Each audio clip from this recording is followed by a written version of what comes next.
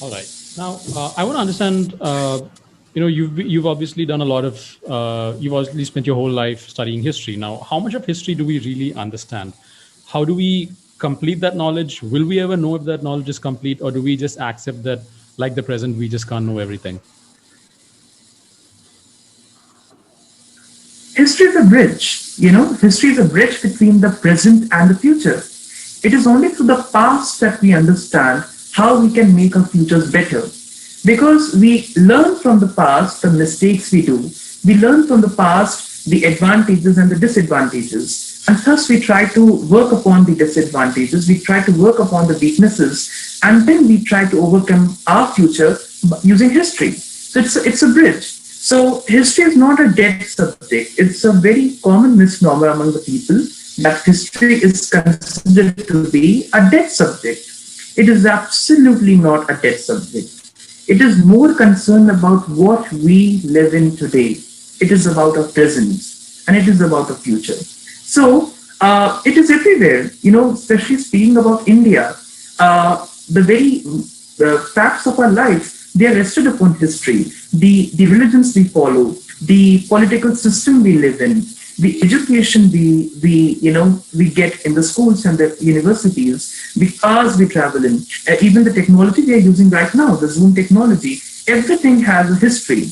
Right. Everything has a history of developments. History is a process. It is not the study of dates. It is a study of processes. It is a study of themes. Right. We come to know how one process occurred and then another came in and then another went off and then the third came in. So it is not about differentiating the past into dates. It is about understanding the process.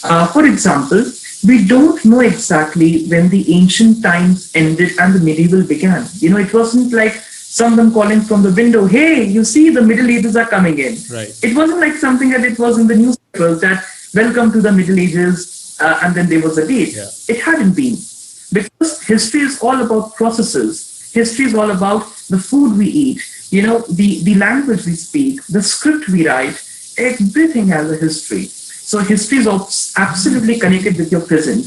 It is like this, the present and the past connected. Right. And if you understand it, you make your future a better time ahead for you as well as for your future generations. If we know that the Holocaust had happened in Germany during the time of the Nazis, so obviously we learn from the Holocaust about what shouldn't be done in times of war. If Right. we study about the advent of the British Empire in India, we understand what shouldn't have been done during that time that led to the emergence of the British paramountcy all over the Indian subcontinent. So it is only through history we understand our present, and then we try to connect it with our future, that what could be the possibilities of our times.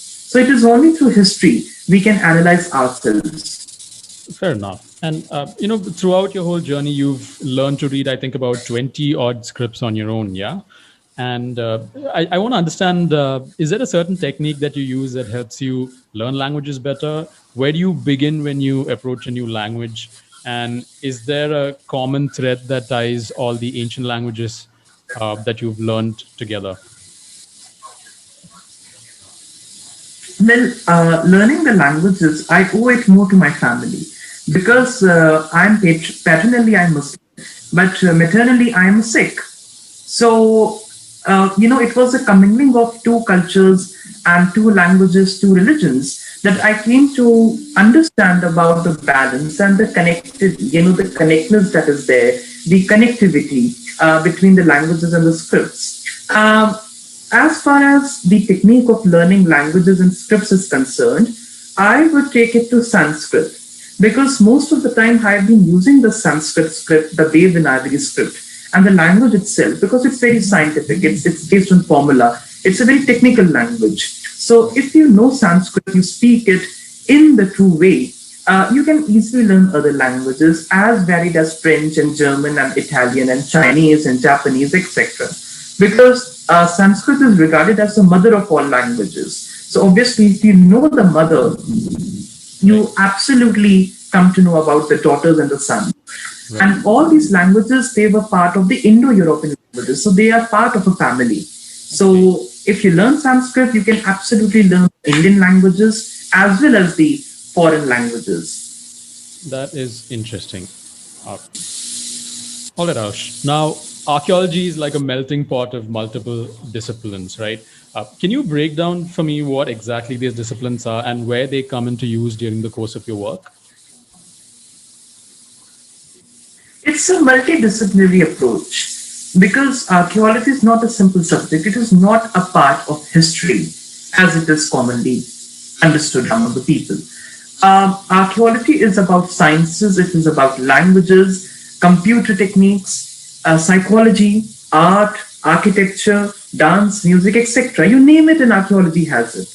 Because of this fact, I chose archaeology because archaeology allowed me to approach my polymath. I tend to be a polymath because I love doing stuff in a variety of subjects. So I have been both a humanities student as well as a science student because you cannot understand humanities without science and you cannot understand science without humanities. The invention of zero, it was from India and it was written in the Sanskrit language, the Aryabhatiyam and the Surya Siddhant of Aryabhat. It was all in Sanskrit. And from that way, we come to know about zero and its use in the decimal system. So you see how science is connected to history, how science is connected to languages. Unless and until you don't know the original Sanskrit, you cannot understand the context in which the invention of zero happened. Similarly, if you talk about modern artificial intelligence, a number of scientists and a number of engineers, they are using the Sanskrit language and the formulas of the Sanskrit language in artificial intelligence because English is very incompetent in that way. For example, in Sanskrit, what is written, you speak.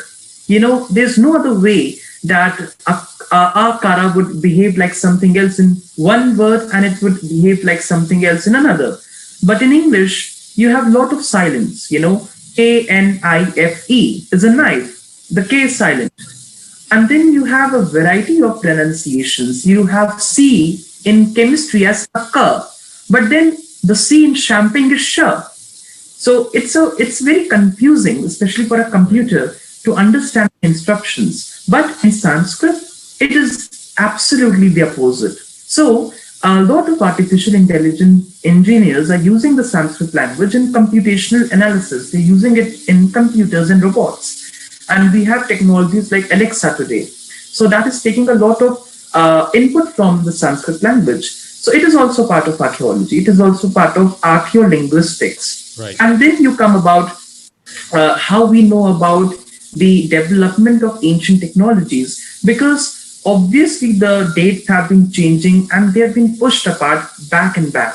For example, earlier we were thinking that cancer is a modern disease, but when there were certain Egyptologists who were working in Egypt and they were doing the CT scans of ancient Egyptian mummies, 4 to 5,000 years old, they discovered cancer tumors in them.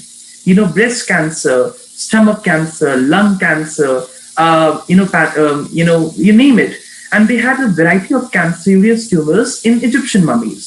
So that has shifted back the entire history of cancer to thousands of years. So this is another application of archaeology, where we use archaeology as a tool to understand the history of diseases. We understand archaeology as a way of knowing about our presence and then knowing the true causes.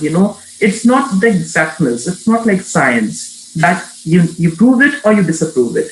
You have a variety of explanations. You can explain it in what way you like, but then you need to have evidence and concrete evidence. Right. And it can be both from the social science as well as from sciences.